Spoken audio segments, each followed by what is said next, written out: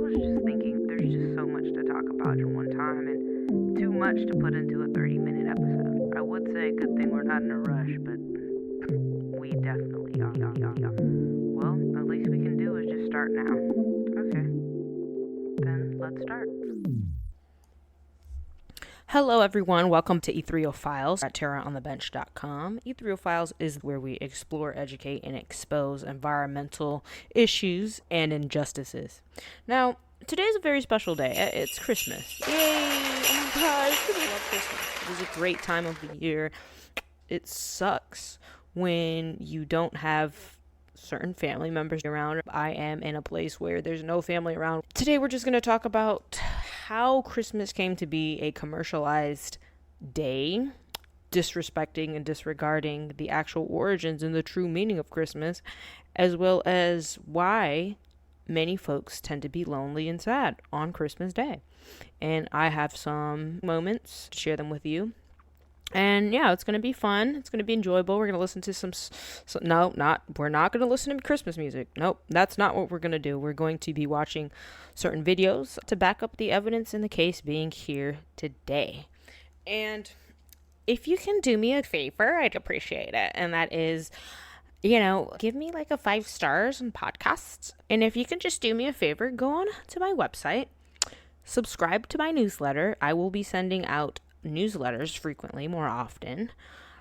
And basically, the newsletter itself is just sending you updates on blog posts and new projects that I have going on that you and everyone else can join in. I allow people to write for my website, and it's going to be a community forum at some point and currently right now. So I need people to join the mission, I'm here for it. I love your arts, and I want to put it on the website. I want to put your art on the website so we could share and talk about it. Christmas is a major Christian holiday. On December 25th, we celebrate the birth of Jesus Christ. We tend to have a problem in society where we just commercialize everything. And that is a problem to me because I don't need the extra stress of going to the supermarket to get people gifts. Now, it's something we should do. It's a nice gesture, but not required for Christmas. What is required is something else. But according to whichever religion you follow, it's a different meaning. And some people have very different traditions, and they allow Christmas to be a place and time where, you celebrate, send each other gifts, spend hundreds and thousands of dollars, even go into debt because you're too busy trying to buy a special gift for somebody, which again, that is a great gesture. It's an awesome gesture. It's very nice. But what is Christmas? It's the birth of Jesus Christ. A lot of times people just tend to want to not understand that. But a global cultural festival like this, people have made it into, of course, a time of gift giving, lighting Christmas trees, feasts, and Santa Claus. He tends to blend religious observance with pre-existing winter solstice festivals and commercialism. Its core meaning for Christians is hope and salvation. Culturally, it's a festive season, Christmas trees, family, giving, and winter cheer for billions worldwide.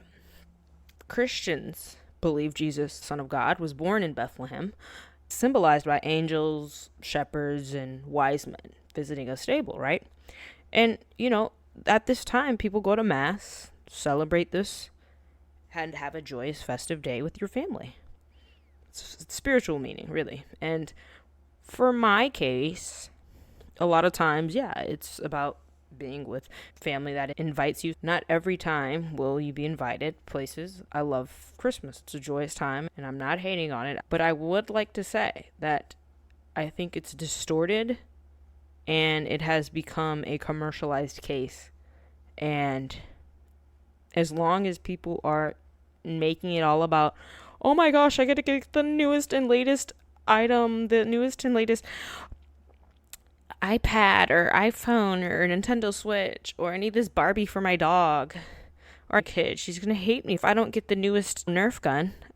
My son's going to be so mad. And that's stress that nobody needs, bruv. You don't need to stress out about, oh my gosh, I have to have all this food prepared for my family to get here. I have to reserve this place at this convention center for my family. It's just stressful. And then everybody flies all at once. Everybody's flying in the airport a week or two before Christmas. As an environmentally based website, do you know the amount of pollution and carbon emissions that we are actively participating in generating this time of year? It's absurd. And I'm not saying you can't go anywhere for Christmas. I'm simply saying, is it really necessary to do that much? If somebody invited me to their house for Christmas, I would say yes. A lot of times I say yes, but there has been a point where I actually said yes, bought a ticket last minute, because sometimes your job tells you last minute you have a few more days off. Out of the kindness of the family members, they invited me. I said yes, bought the ticket, everything, right? And then I realized the amount of work and effort I'm going to have to put in. What is supposed to be a relaxing, joyful time will revert to a non-peaceful time, because traveling, driving, getting on planes, driving again once I land, an extra 2 hours, I tended to realize that is actually way too much work. Not because I don't care, I don't have the energy. It's just, what are we doing here? What are we focused on? What are we trying to obtain? And then what do you do when you get there with the family? Just hang around, talk? It is so great. It's nice to hang out with family, talk to each other. Half the time, people aren't even talking to each other. They're only there because they don't want to be lonely, which I get, because it's a terrible feeling. But could we make something meaningful out of Christmas without exerting so much energy? I don't need to drive 2 hours to be with family, sit around, do nothing, and not even talk. That's not Christmas. That's like you it's like you going to work. I don't think that's appropriate. I don't think that's enough. Going to church, being peaceful, watching Christmas movies, that is peaceful. I realized that. And I had to say no to the trip. I had to cancel it the day before, because nobody really thinks through unless it's themselves. And again, this isn't me being, bitter and sour. No, I love Christmas. It's so great, especially when you have snow and you have the 4 seasons. It's so nice. I love it. I went to Ireland, not during Christmas, but during Thanksgiving, but they had all the lights and festivities up preparing for Christmas in November 2 years ago. That was beautiful. That was what I called a Christmas, even though it wasn't Christmas. Again, it was like Thanksgiving time, but still that same feeling. Oh man, you cannot beat that. You just really cannot beat that. Okay. And so I wanted to share a couple of videos. They like to propagate certain things, propose the idea that Christmas is canceled. If Santa doesn't get here, we're not going to have a Christmas. You can't cancel Christmas. You can have Christmas in your house and it still be Christmas, even if you don't get Santa to come to your house. Okay. Who says people think Santa's real, which we all know it was a commercialized setup. And that's great. Kids love it. They don't question it until they get older, probably. But if they're a mature kid, they'll be like, what? Santa literally just goes to people's houses and drops gifts off. And that's what happened in the movie Red 1 with your man, Dwayne The Rock, the demigod. And I just want to show you the clip where they propose this idea. Now, for those of you who've never seen this movie, I actually watched it 2 days ago. It was really actually enjoyable. I'm not bashing it. I'm using this movie to support the idea that the mindset around Christmas is distorted. It's not about Santa Claus. Some people, they have their own opinions about it. They could definitely think that it's about Santa Claus. But we should really just be real about things. Stop allowing society to commercialize things and remove the wholesomeness from it. And yes, it is still wholesome, I guess. Let me know what you think. I like talking about this. Let me play this part of Red 1 where they said Christmas might be canceled. Red 1 buff. Santa Claus is like a buff old guy. And I don't really know his name, but starring Dwayne The Rock Johnson, Chris Evans, and whoever else. The older dude, you've seen him in lots of movies. Buff, not fat, like traditional Santa Claus. He's a cool buff guy, like a punk type guy, right? Then you got Dwayne The Rock Johnson, the bodyguard elf. He doesn't look like an elf. He looks like Dwayne The Rock Johnson. Come on, he's not short or anything. and he's his bodyguard. Now, what happens? Well, you know what? Here, just play. Here. Okay. We got a giant reindeer. Red.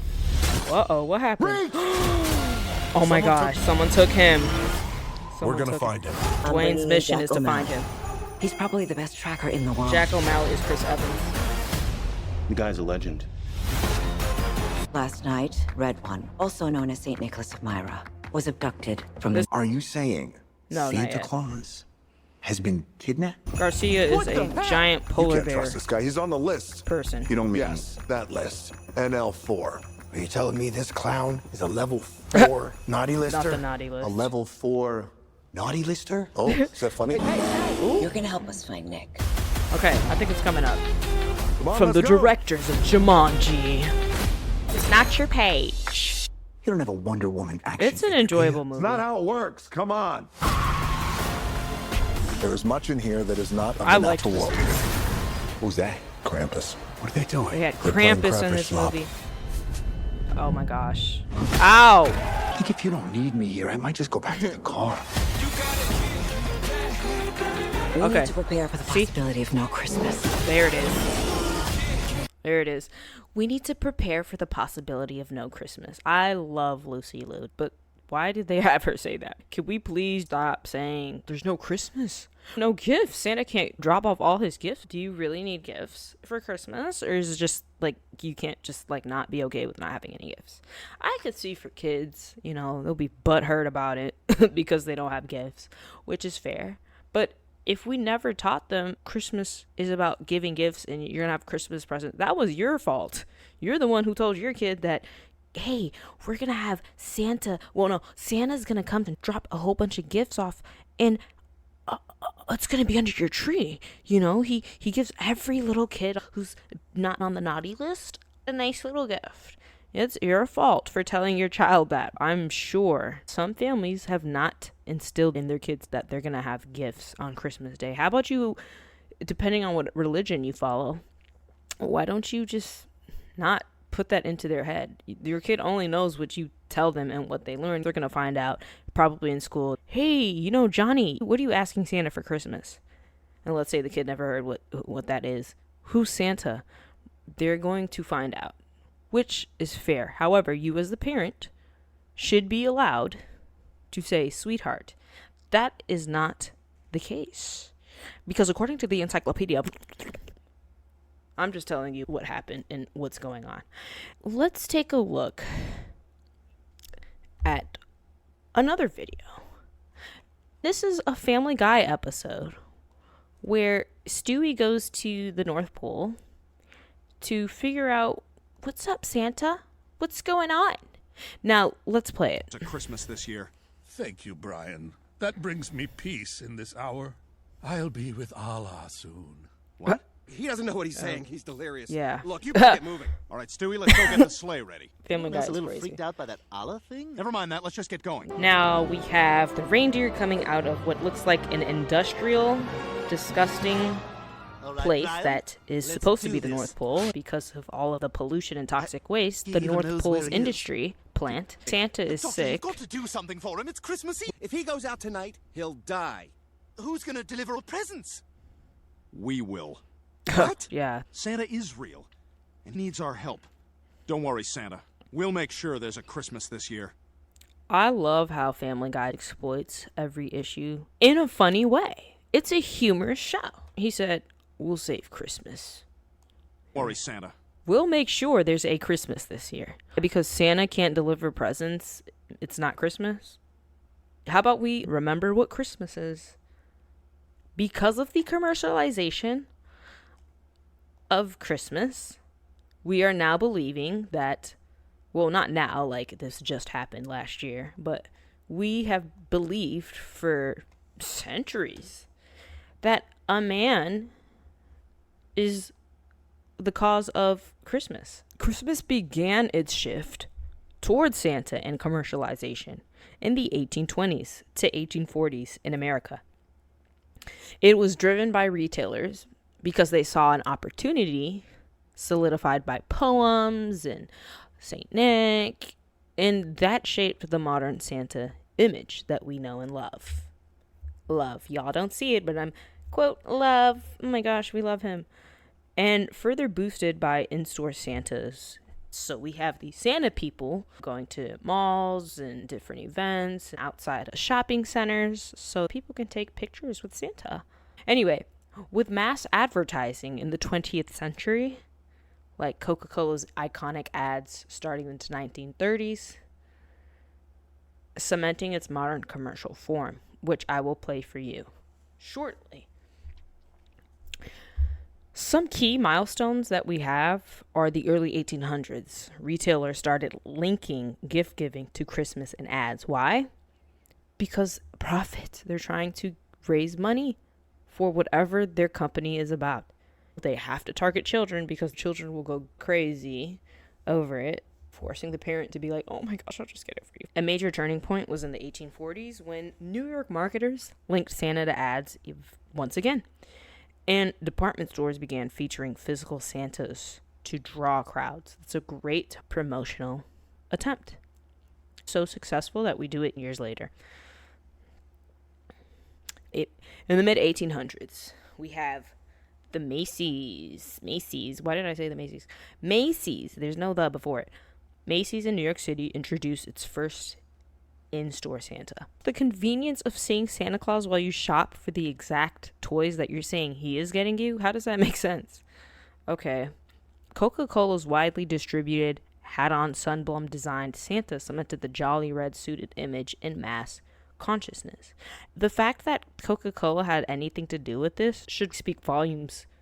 They are not only involved in solidifying Santa Claus and distorting Christmas, but they've distorted your health. They don't let their kids drink their beverages. Yet they're on top of the world with promotion and marketing. So again, we should not be allowing all of these companies to have this much power over us and our kids. In the 1920s and onward, we had the Macy's Parade, which increased middle-class spending, which fueled massive holiday advertising. So we as the people have a lot to play in this. The companies provide these events and marketing. As a consumer, why is it hard to be mindful about the things that they purchase and the items, the things that they purchase and the ideas that they want to share with their kids and their family? It's a very sensitive thing that you should not just be allowing anything to intrude on your lifestyle. And it turns out that a lot of people tend to believe that Coke invented Santa Claus. It's a publicly traded company owned by numerous shareholders like Berkshire Hathaway, Vanguard, and other investors.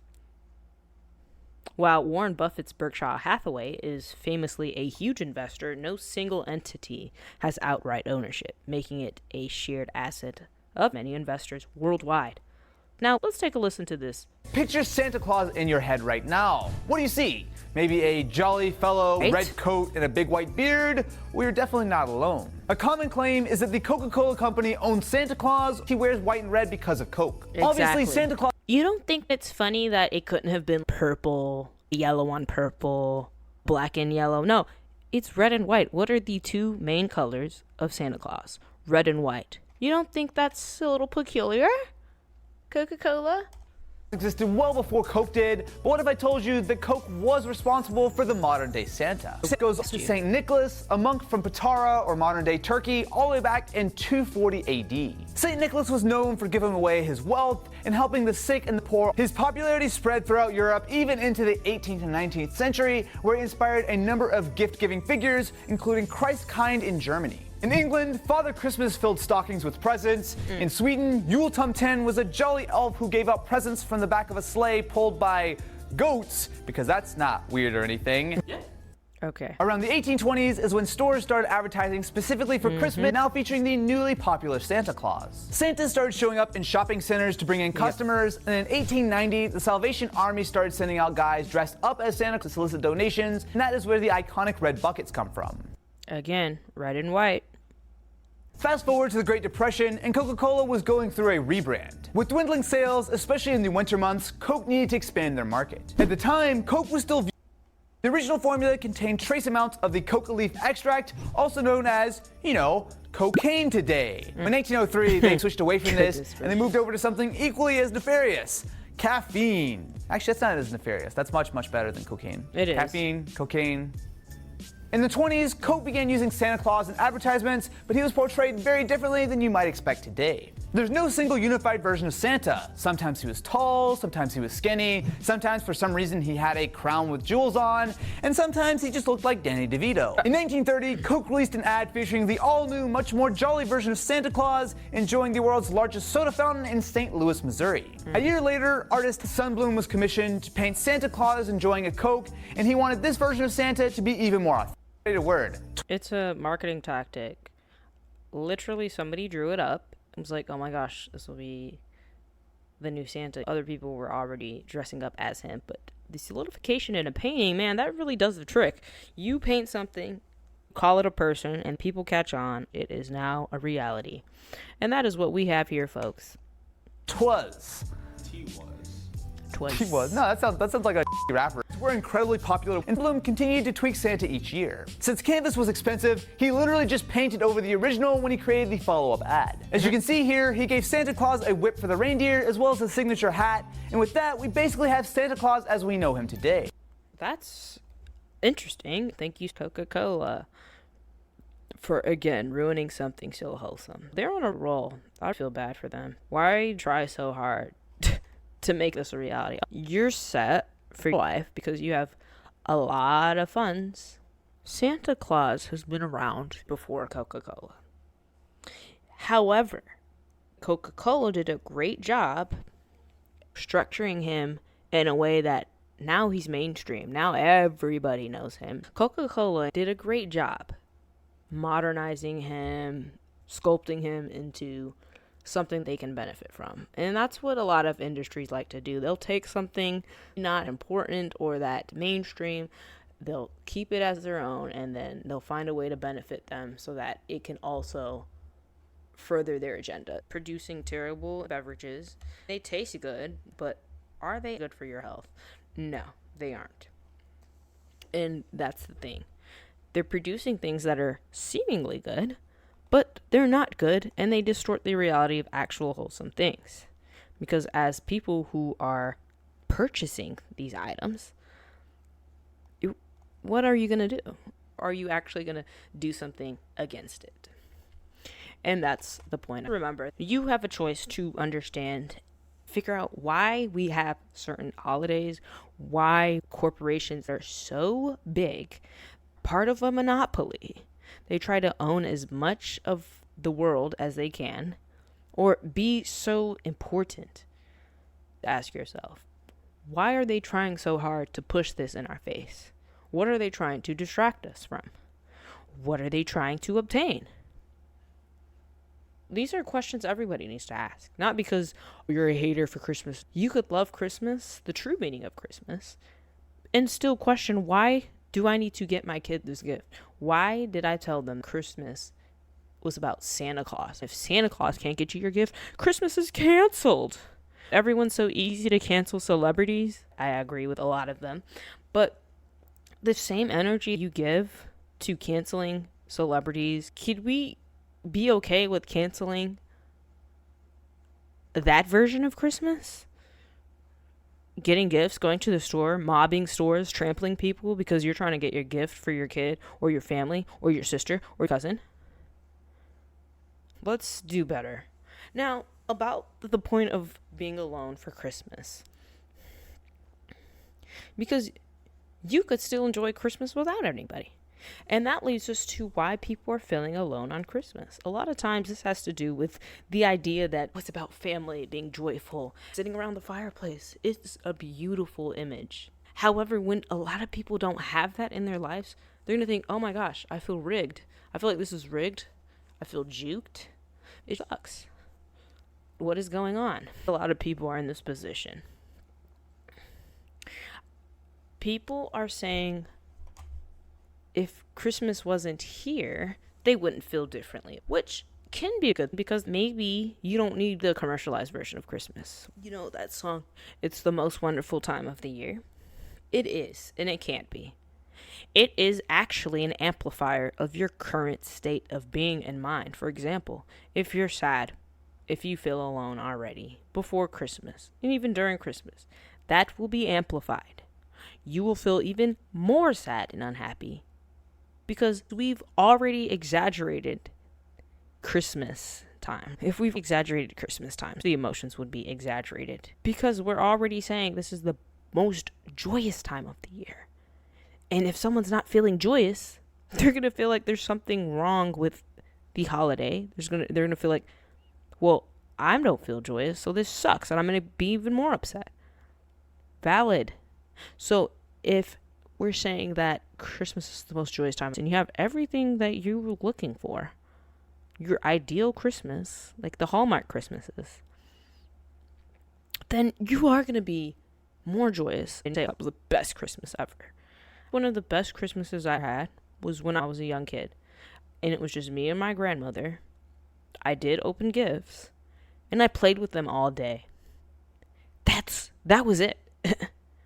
But now, after experiencing and knowing so much about how corrupt and distorted the realities of these things are, it doesn't have that same effect.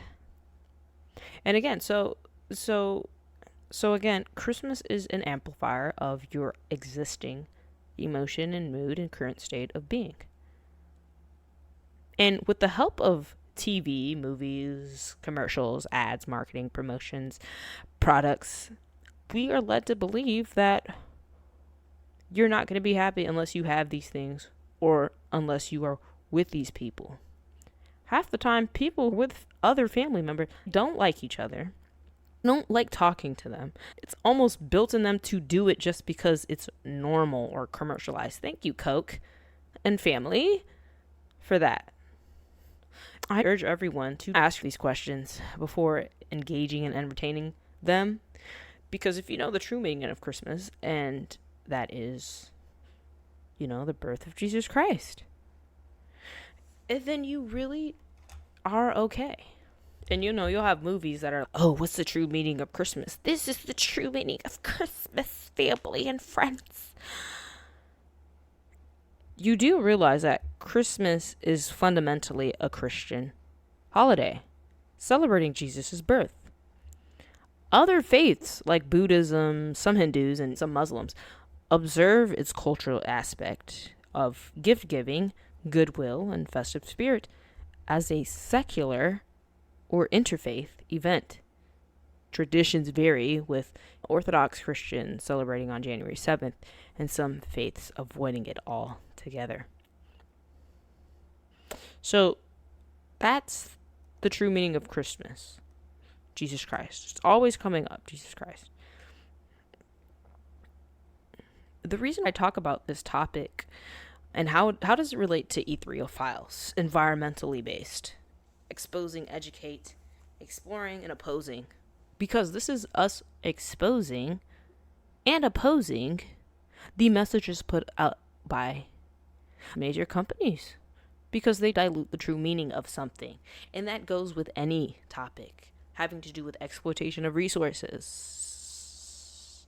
talking about different subjects that don't matter, like who's going to get the Grammys award this year, because it's shaped by society. Why do we have to ask ourselves these questions? They want to control perception and what people do and distract us from trying to actually find meaning and work on the problems that we as a society need to find out. That's important.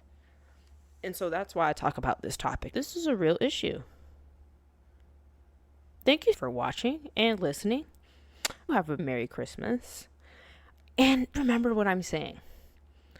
You love it. It's great. But let's remember what it actually is here for.